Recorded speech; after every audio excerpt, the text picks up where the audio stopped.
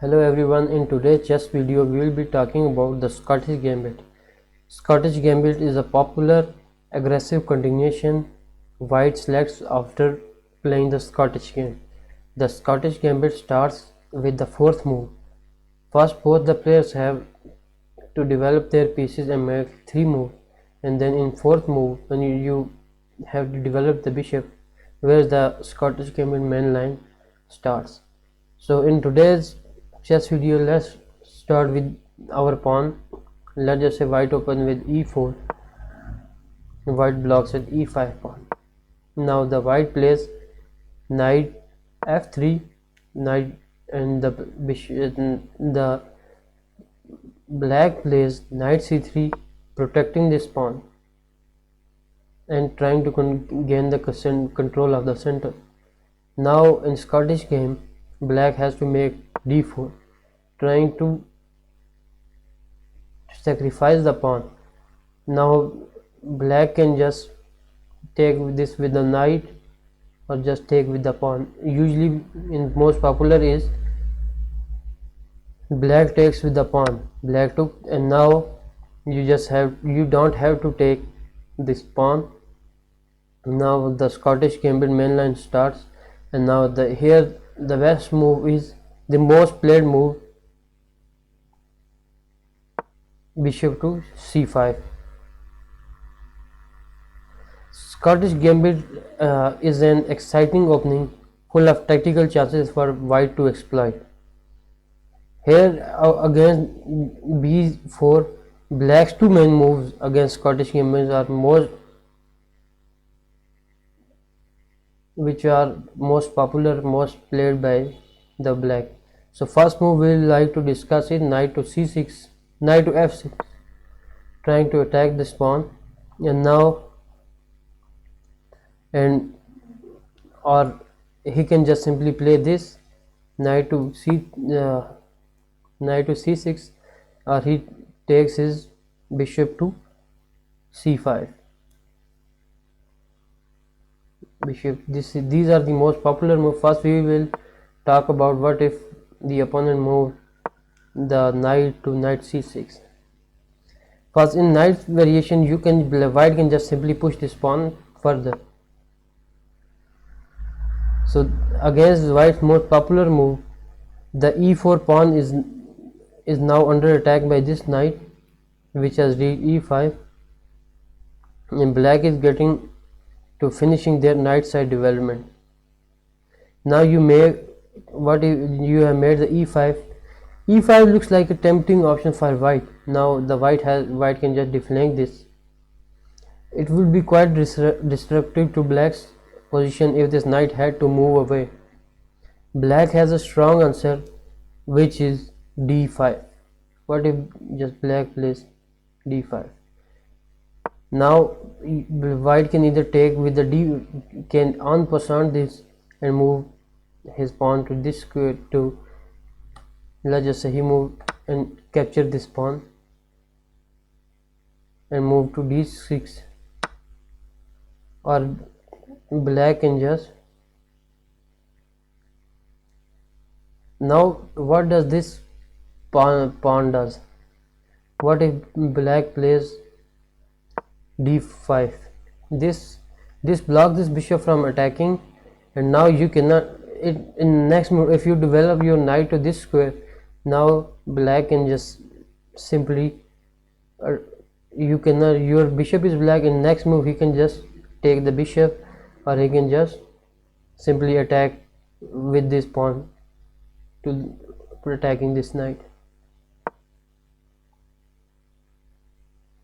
Or he can just simply play blocking this bishop, and just simply play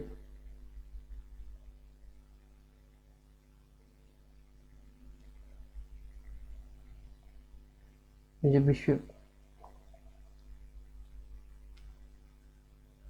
Okay, so in next move, what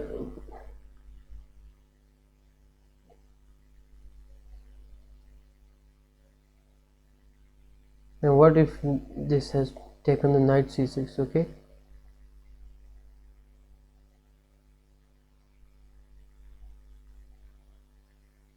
If black takes, now he can just simply, you can just take back, or you can just this, you can just simply take with the knight, with the bishop, and attacking the bishop. Okay, so what if the black moves, if we play e5, and then black just simply plays this move. Now is this game becomes quite dangerous, because now with the next development of the knight, or he can just move his queen to any of the square attacking the our knight. So you can just simply castle on the right side. So in next move you can just simply, black cannot move, black has to make some random move. So black can just make any random move, and in the next move, let's just say black played this move, and now you can move your rook here attacking this knight. So this was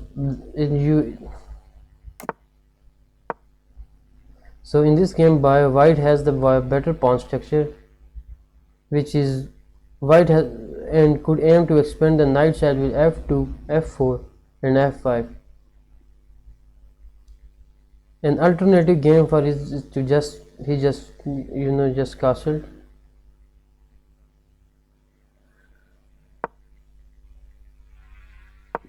Okay, so in our next video, in our next most popular move which black can just play, you just develop his knight, you just play this, and if white takes, you develop a piece, and here again this game, the what if white plays bishop to c5. Now we have a bishop on the c5 square. Now if black moves further, then we can just simply take this with the queen. But what if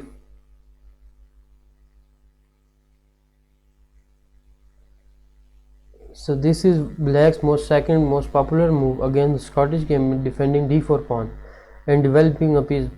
The downside side of this is that the undefended c5 bishop can be a target for some tactic as soon we see it. Let's just say we just simply play c3. Now we are attacking this pawn, and black should not taking this pawn, should not be taking. What if black takes the pawn? At c3 he took the pawn, and next what will be our next move? Bishop takes at f7.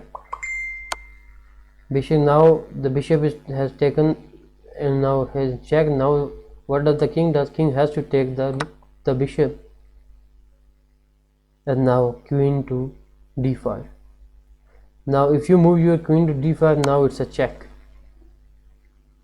and regains the piece. And now in the next move, let's just say black moves here, now you give another check by taking the bishop. So instead of this, instead of taking the pawn, what should white play? White should play knight to f6 is the main move. If you see this variation, then you should go for a knight move, and this move actually transposes to one of the main line of the Italian game in the next move, where c takes d4. Now c takes in Italian, and now you can see that takes c4, and bishop, now black has to move his bishop, now giving a check,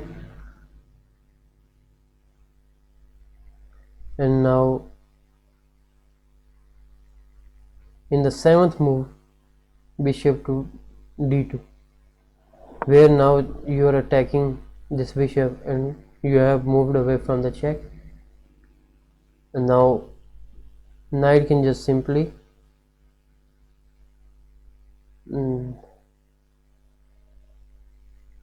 this knight can just simply take on bishop, and now you can take back with the knight. and this is a quite stable game. Now taking back to the game.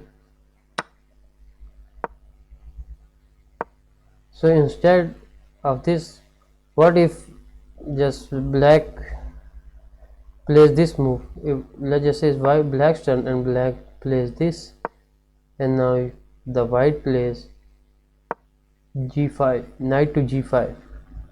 Now it attacks this pawn, and now you can just, the black cannot just simply,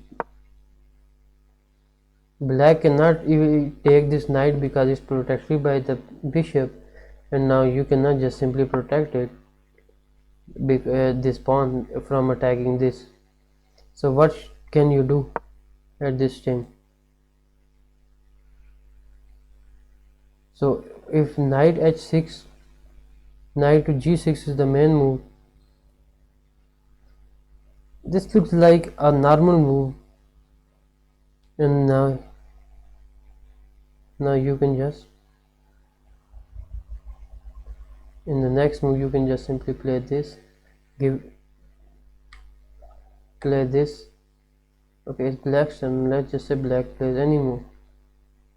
Black just plays this, and now you give him a check, and now you are in a better position. And let's just say black moves his king up, and now in the next few moves you can just simply try to develop your more pieces. There are two other alternative moves for the Scottish Gambit. What if bishop to e7? What if black plays this, trying to block the pawn? This is the third move, and the fourth move is just simply, he just simply plays d6. These lines often transpose to each other. Black forgoes the opportunity to develop the dark-sided bishop actively and just tries to develop safely. Often white will simply be content to recapture the d4 pawn and play a Scottish game, and he can just simply, and you can just simply take this. Let's just say black plays this, is white turn, and white just takes, and now you just take this back, and white develop his queen, and now at this stage white is in better position. So these were the four main moves, two most popular and two are normally played moves against Scottish Gambit. So the Scottish game, I think, is an exciting opening for white to choose, immediately placing the bishop on its most active diagonal and not being afraid to sacrifice the pawn.